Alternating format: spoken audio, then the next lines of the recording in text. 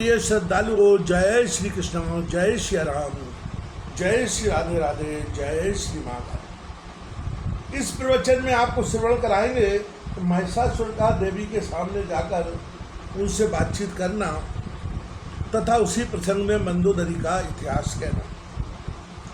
व्यास जी कहते हैं, सैनिकों की बात सुनकर महिषासुर के क्रोध की सीमा नहीं रही। उसने अपने सारथी को बुलाकर कहा जिसमें 1000 गधे जोते जाते हैं, जो ध्वजा एवं पताका से सुशोभित है, जिस पर अनेकों आयुध रखे रहते हैं तथा जिसके चक्के और युगंधर बड़े मजबूत हैं, वह मेरा प्रकाशमान अद्भुत रथ अभी मेरे सामने उपस्थित करो। आज्ञा पाते ही साथ ही तुरंत रथ ले आया और बोला, राजन मैं खूब सजाकर रथ ले आता हूँ। वह बाहर दरवाजे पर खड़ा है। उस रथ पर संपूर्ण श्रेष्ठ आयुध सुरक्षित है। उत्तम चांदनी से उसे छा दिया गया है। तदनंतर रथ आ गया। यह जानकर दानवराज महाबली महिषासुर मनुष्य का शरीर धारण करके सम्रांगण में जाने के लिए तैयार हुआ। उसने मनी मन सोचा, मैं भैंसे के रूप में हूँ, मेरा मुख अत्यंत कुरूप है, मेरे मस्तक पर सींग है। इस रूप को देखकर देवी अवश्य उदास हो जाएगी। स्त्रियों को प्रसन्न करने के लिए सुंदर रूप और चतुरता परम आवश्यक है। अतएव आकर्षक रूप और चतुरता से संपन्न होकर मैं उस युवती के सामने जाऊंगा, जिससे मुझे देखते ही उसके हृदय में प्रेम का उदय हो जाएगा। मेरे लिए भी सुख की संभावना इसी स्थिति में है। यूँ मन में विचार कर उस महाबली दानवराज ने भैंसे का रूप त्याग कर सुंदर पुरुष की आकृति धारण कर ली। उसके हाथों में संपूर्ण आयुध सुशोभित थे। वह उत्तम कलाकारों से अलंकृत थी। उसके सुंदर शरीर को दिव्य वस्त्र सुशोभित कर रहे थे। ऐसा जान पड़ता था मानो कोई दूसरा कामदेव ही हो। हाथ में धनुष्मान लेकर वह रथ पर बैठ गया। केयूर और आरुष की छवि बढ़ा रहे थे। अभिमान में चूर होकर सेना साथ लिए हुए वह भगवती जगदम्बा के पास पहुंचा। उस समय उसने ऐसा सुंदर वेश बना रखा था जिसे देखकर अपने रूप का अभिमान रखने वाली स्त्रियों के मन भी उधर आकर्षित हो गया। जब देवी ने देखा दैत्यराज महिषासुर निकट आ गया और बहुत से वीर उसके साथ आ रहे हैं, तब उन्होंने शंख ध्वनि आरंभ कर दी। जन समाज में आश्चर्य प्रकट करने वाली उस शंख ध्वनि को सुनकर महिषासुर भगवती के पास आ गया और मानो हंसता हुआ उनसे बोला, देवी यह जगत परिवर्तनशील है। स्त्री अथवा पुरुष जो भी इसमें रहते हैं, सबके मन में सब प्रकार से सुख भोगने की ही इच्छा बनी रहती है। मनुष्यों को संयोग में ही सुख प्राप्त होता है। वियोग में दुख की संभावना, सुख की संभावना नहीं की जा सकती। संयोग भी अनेक प्रकार के होते हैं, उनके भेद बतलाता हूँ, सुनो। कितने स्थलों पर उत्तम प्रीति के कारण संयोग हो जाता है। कहीं स्वभावता संयोग की विधि बैठ जाती है। सर्वप्रथम प्रीति जनित संयोग के विषय में मैं अपनी बुद्धि के अनुसार कहता हूँ। माता और पिता का पुत्र के साथ जो संयोग है उसे उत्तम माना गया है। भाई का भाई के साथ संयोग बना रहने में कारण प्रधान है, अतः इसे मध्यम कहते हैं। जो पुरुषोत्तम सुख देने में समर्थ है उसी के संयोग को श्रेष्ठ कहा गया है। उससे जो कम सुख देने वाला है उसे मध्यम मानते हैं। विद्वान पुरुषों का कथन है, नाव पर बहुत से लोग बैठते हैं, उनमें सबका एक दूसरे से पृथक विचार रहता है। स्वभाववश वे एकत्रित होते हैं। उनमें जो कुछ भी सुख मिलता है वह बहुत थोड़े समय के लिए, अतएव ऐसे संयोग को कनिष्ठ माना गया है। क्योंकि इस प्रकार के संयोग से बहुत ही कम सुख मिलता है। चतुरता, रूप, वेश, कुल, शील और गुण, इस सब में समानता होनी चाहिए, तभी परस्पर सुख की वृद्धि कही जाती है। मैं वीर पुरुष हूँ। यदि तुम मेरे साथ संयोग करती हो तो तुम्हें सर्वोत्कृष्ट सुख प्राप्त होना बिल्कुल निश्चित है। प्रिय मैं अपनी रुचि के अनुसार अनेक प्रकार के रूप धारण कर सकता हूँ। इंद्र प्रवृत्ति सभी देवता संग्राम में मुझसे परास्त हो चुके हैं। इस समय मेरे महल में जितने दिव्य रत्न हैं उन सभी का उपयोग करना तुम्हें सुलभ होगा, अथवा इच्छानुसार तुम उसका दान भी कर सकती हो। सुंदरी, अब तुम मेरी पटरानी बनने का प्रस्ताव स्वीकार करो। मैं तुम्हारी दास्ता स्वीकार करने के लिए तैयार हूँ। तुम्हारी आज्ञा मानकर मैं देवताओं के साथ बैर करना छोड़ दूंगा, इसमें कोई संदेह नहीं। तुम्हें जिस प्रकार सुख प्राप्त हो वही कार्य मेरे लिए सर्वोधार है। मधुर वचन बोलने वाली प्रिय, तुम्हारे नेत्र बड़े ही विशाल हैं। मेरे लिए जैसा आदेश हो वैसा ही संपन्न करने को मैं उत्सुक हूँ। तुम्हारे रूप ने मेरे मन को मोह लिया है। सुंदरी, अब मैं अत्यंत आतुर होकर तुम्हारी शरण में आया हूँ। रंभ और कामदेव के बाणों ने मुझे बुरी तरह घायल कर दिया है। मुझ शरणागत की रक्षा करो। शरण में आए हुए की रक्षा करना संपूर्ण धर्मों में उत्तम धर्म माना गया है। काली भौं से अनुपम शोभा पाने वाली कृष्णोदरी, मैं तुम्हारी निजी चाकर हूँ। मुझे तुम्हारी चाकरी करना स्वीकार है। जीवन पर्यंत मैं सत्य वचन का पालन करूंगी, कभी विचलित नहीं होंगी।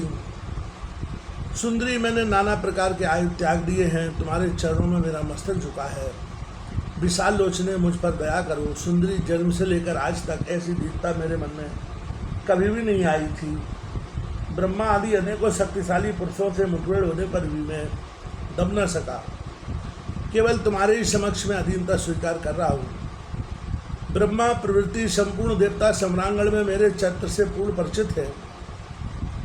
भामिनी, आज वही मैं तुम्हारा सेवक बनकर सामने उपस्थित हूँ। मेरी ओर ताकने की कृपा करो। व्यास जी कहते हैं, इस प्रकार महिषासुर अनाप शनाप बक रहा था। अनुपम छपी धारण करने वाली भगवती चंडिका के मुख मंडल पर प्रसन्नता की किरण चमक उठी। उन्होंने मुस्कुराकर कहना आरंभ कर दिया। देवी ने कहा, परम पुरुष परमात्मा के अतिरिक्त अन्य कोई पुरुष मेरा अभिष्ट नहीं है।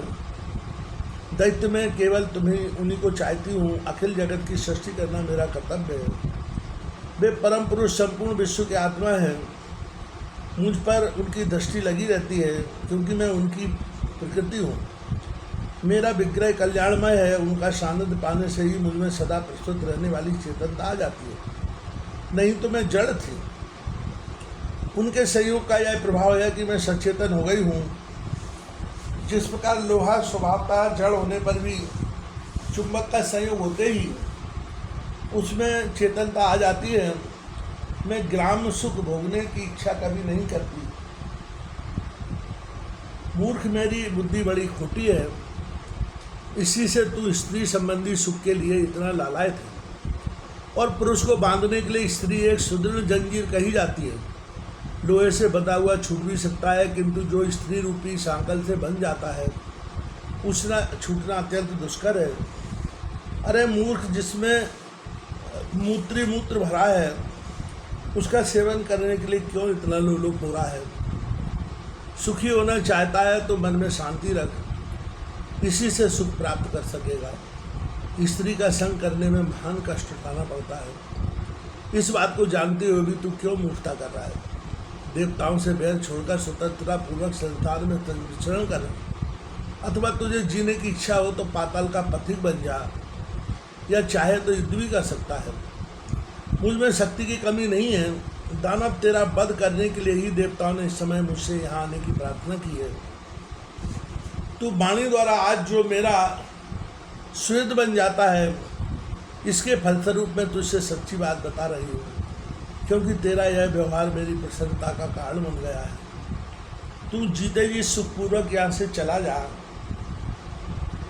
7 पग चलने पर ही सज्जनों में मैत्री हो जाती है।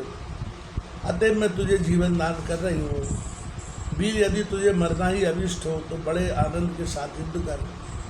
महाभाव, मेरे हाथों तेरा वध होगा, इसमें किंचन मात्र भी संदेह नहीं है। व्यास जी कहते हैं, भगवती जगदम्बा की यह बात सुनकर काम से मोहित हुए महिषासुर ने मधुर वाणी में पुनः मीठी बातें कहना आरंभ किया। बरारोहे प्रसन्न बदने, तुम पर आघात करने में मुझे डर लगता है। क्योंकि तुम नारी हो, तुम्हारे सभी अंग अत्यंत सुंदर एवं सुकोमल हैं। इन्हें देखकर मनुष्यों का मन मुग्ध हो जाता है। तुम्हारे स्वरूप पर विष्णु, शंकर एवं लोकपाल प्रवृत्ति प्रायः सभी न्यौछावर हो चुके हैं। कमल लोचने, तब फिर क्या तुम्हारे साथ युद्ध करना मेरे लिए समुचित होगा। सुंदरी, यदि तुम्हें रुचे तो मेरी सहधर्मिणी बनकर उपासना में तत्पर हो जाओ, अन्यथा जहाँ से आने का कष्ट किया उसी देश में इच्छानुसार वापस जा सकती हो। मैं तुम पर अस्त्र शस्त्र नहीं उठाऊंगा, क्योंकि तुम मेरे साथ मैत्री कर चुकी हो। मैंने हितभरी कल्याण की बातें कही हैं, अतएव आनंद पूर्वक चले जाने में ही तुम्हारी भलाई है। ऐसी सुनैनी स्त्री को मार देने में मेरी तनिक भी शोभा नहीं होगी। स्त्री, बालक अथवा ब्राह्मण की हत्या के लिए प्रायश्चित का कोई विधान नहीं है। अतएव बरानने, आज मैं तुम्हें लेकर घर चलने का विचार कर रहा हूँ। यदि मैं तुम्हारे साथ बल प्रयोग करता हूँ तो इससे किसी उत्तम फल की संभावना नहीं दिखती, क्योंकि जैसी स्थिति में सुख भोग का अवसर कैसे मिल सकता है। सुकेशी, यही कारण है कि मैं नम्र होकर प्रार्थना पूर्वक तुमसे बातें कर रहा हूँ। प्रिया के मुख कमल से संचित रहने पर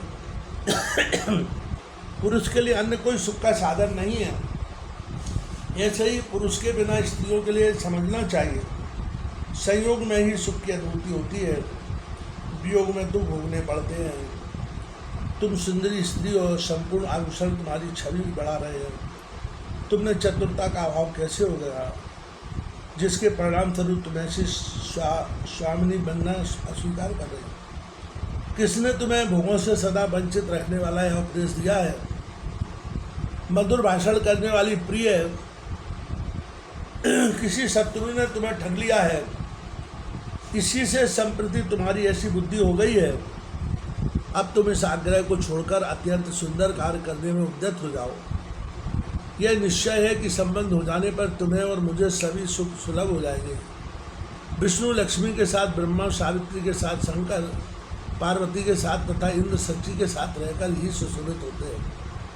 कौन ऐसी स्त्री है जो पति से अलग होकर चिरस्थायी सुख प्राप्त कर सके।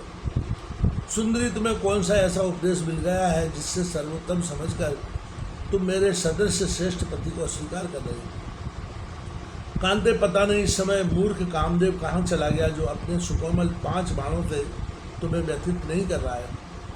पीछे पछताना पड़ेगा सुंदरी, तुम्हारी ही मंदोदरी जैसी दशा होगी। उसे सुंदर अनुकूल नरेश पति रूप में प्राप्त हो रहा था, किंतु उसने उसको अस्वीकार कर दिया। फिर जब मंदोदरी का अंतःकरण काम मुँह से व्याप्त हो गया, तब उसे एक प्रचंड मूर्ख की स्त्री बनना पड़ा। व्यास जी कहते हैं, भगवती जगदम्बा ने महिषासुर की बात सुनकर उससे पूछा, मंदोदरी नाम वाली वह कौन स्त्री थी, वह कौन राजा था जिसे उसने त्याग दिया, और वह कौन धूर्त नरेश था जिसकी फिर वह स्त्री बन गई। उस स्त्री को पुनः किस प्रकार दुख भोगने पड़े, यह कथा प्रसंग विस्तार पूर्वक मुझसे कहो। महिषासुर बोला, धरातल पर सिंघल नाम से प्रसिद्ध एक देश है। सघन वृक्ष उसकी शोभा बढ़ा रहे थे। धन और धान्य से उस देश का कोई विभाग खाली नहीं था। चंद्रसेन नामक राजा की वहाँ राजधानी थी। वे नरेश बड़े धर्मात्मा, न्यायशील एवं शांत स्वभाव के थे तथा तत्पूर्वक प्रजा का पालन करते थे। वे सदा सत्य बोलते थे। उनका स्वभाव बड़ा कोमल था। वे शूरवीर थे। उन्हें रीति के सागरोपम शास्त्र को पार करने की उत्कट इच्छा लगी रहती थी। शास्त्र एवं संपूर्ण धर्मों के वे पूर्ण जानकार थे। धनुर्वेद में उनकी अच्छी गति थी। उनकी सुंदरी स्त्री भी वैसी ही सर्वगुण संपन्ना थी। वह सदा श्रेष्ठ आचरण का पालन करती थी। पति भक्ति में उसका अटूट अनुराग था। चंद्रसेन की वह प्रेसी भार्या गुणवत्ता नाम से प्रसिद्ध थी। उसमें सभी उत्तम लक्षण विद्यमान थे। उसने प्रथम गर्भ से एक अत्यंत सुंदरी कन्या को उत्पन्न किया। मन को मुग्ध करने वाली उस पुत्री को पाकर पिता बड़े ही संतुष्ट हुए। उनका नाम आनंद से विहल उठा। उन्होंने नामकरण के अवसर पर उस पुत्री का नाम मंदोदरी रख दिया। चंद्रमा की कला के समान प्रतिदिन वह कन्या बढ़ने लगी। चित्र को आकर्षित करने वाली वह कन्या जब विवाह के योग हो गई तब पिता चंद्रसेन उसके एक वर ढूंढने लगे। इस विषय को लेकर उसका मन सदा चिंतित रहता था। फिर समय सुधनवा नाम से प्रसिद्ध एक सूरवीर नरेश मध्य प्रदेश में राज्य करते थे। उनका एक सुयोग्य पुत्र था, कम्बुग्रीव नाम से जगत में उसकी प्रसिद्धि थी। ब्राह्मणों ने राजा चंद्रसेन से कहा, इस कन्या के लिए अनुरूप वर कम्बुग्रीव ही है। उसमें सभी उत्तम लक्षण वर्तमान हैं। उसने संपूर्ण विधाओं का पर्याप्त अभ्यास किया है। तब राजा चंद्रसेन ने गुणवती नाम वाली अपनी प्रेयसी दादी से पूछा, अपनी इस कन्या के लिए सुयोग्य वर चाहिए।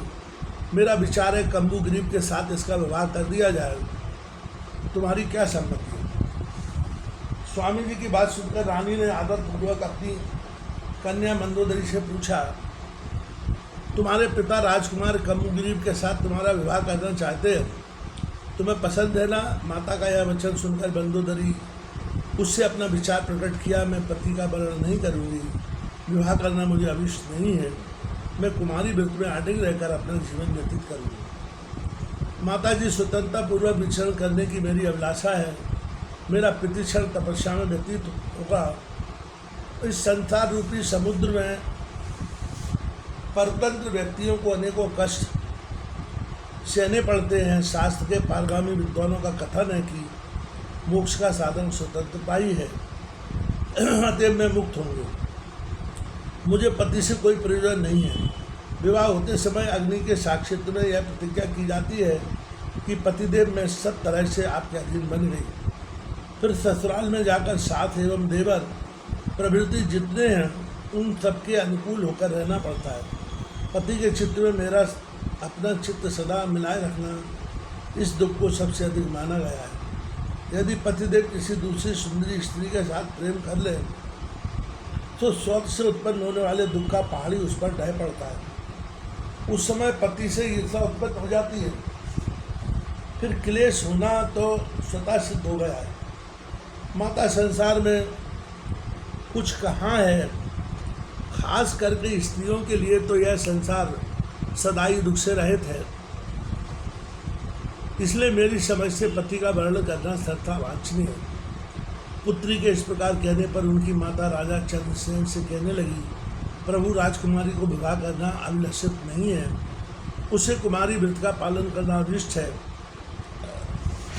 जब वो व्रत में सदा तत्पर रहकर यह संसार से विरक्त होना चाहती है, विवाह संबंधी बहुत से दोषों से वह पूर्ण परिचित है, अतः पति बनने की बात उसे बिल्कुल रुचती नहीं है।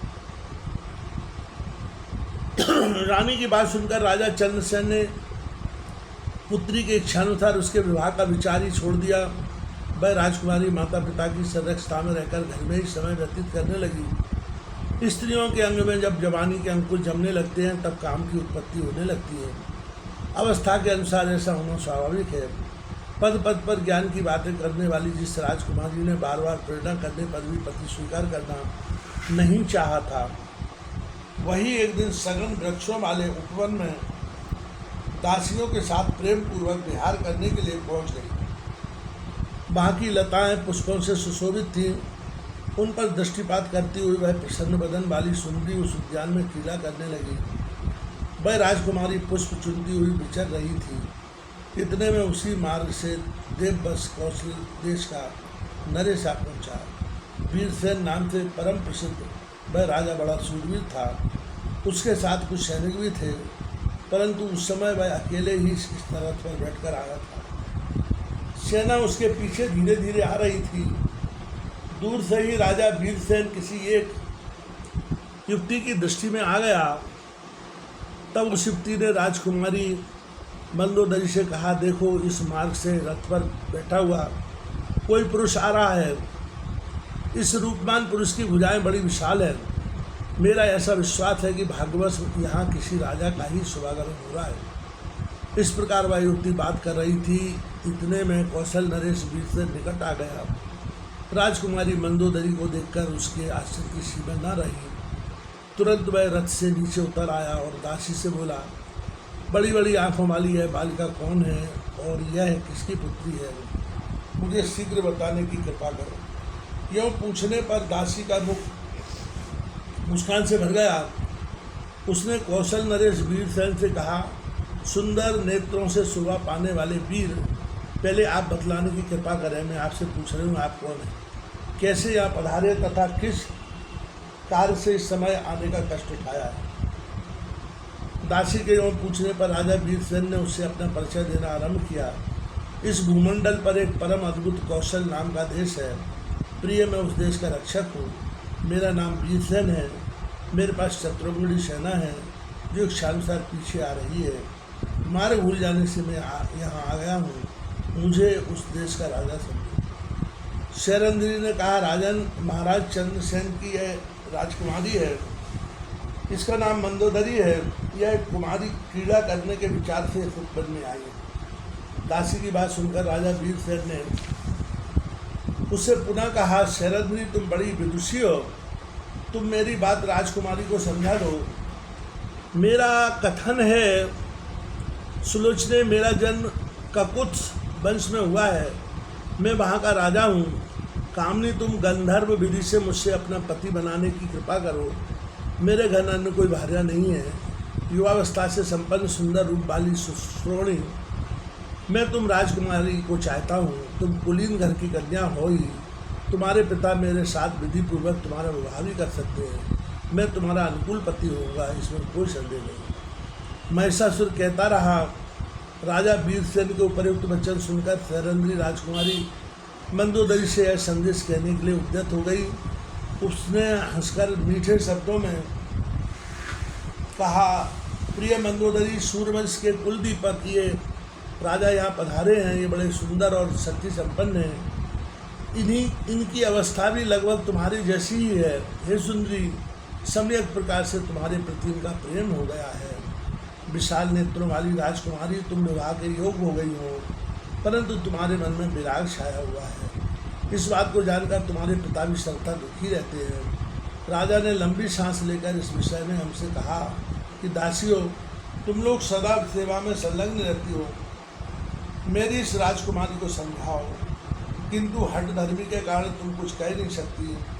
फिर भी हम यह बता देना चाहते हैं कि स्त्रियों के लिए पति की सेवा ही परम धर्म है। यह मनु का कथन है। पति की सेवा में संलग्न रहने वाली नारी स्वर्ग प्राप्त कर सकती है। अतः विशालाक्षी, तुम विधि पूर्वक विवाह कर लो। राजकुमारी मंदोदरी ने कहा, बाले, मुझे पति बनना बिल्कुल अभिष्ट नहीं है। मैं अद्भुत तपस्या करूंगी। तुम इस कौशल नरेश को मना कर दो।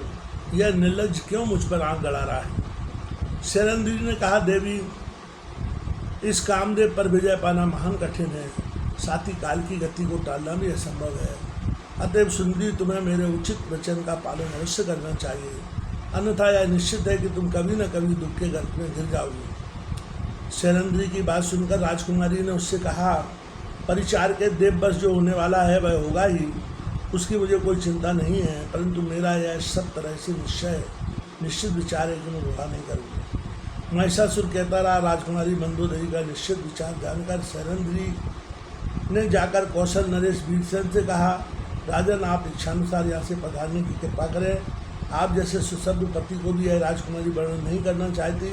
दासी की बात सुनकर राजा वीरसेन के मुख पर उदासी छा गई। अपनी सेना के सहित वे अपने कौशल देश के लिए प्रस्तुत हो गए। राजकुमारी के प्रति उनकी स्पृहा नहीं रही।